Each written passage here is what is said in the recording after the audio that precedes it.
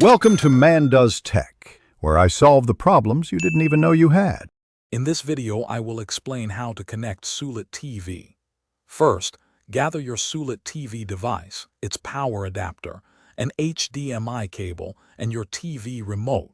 Next, ensure your television is powered off before beginning the connection process. This preparation ensures a smooth and safe setup.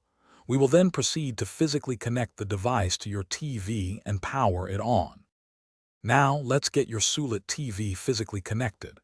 Insert one end of the HDMI cable into the HDMI port on your Sulit TV device. Then, plug the other end into an available HDMI input on your television.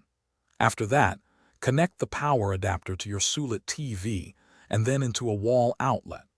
Finally, power on your TV and use your remote to switch to the correct HDMI input source. Once your Sulit TV powers on, you'll see the initial setup screen. Follow the prompts to select your preferred language and region. When prompted, choose your home Wi-Fi network from the list and carefully enter your password. It's crucial to ensure a stable internet connection for streaming. After connecting, check for any available software updates to keep your device running smoothly.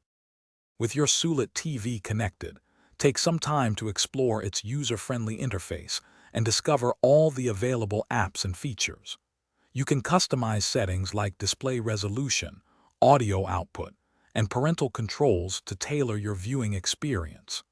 Remember to check the description below for a link to the Owala water bottle and other great deals to enhance your daily life. Enjoy your new Sulit TV. Thanks for watching. If you found this helpful, don't forget to like and subscribe.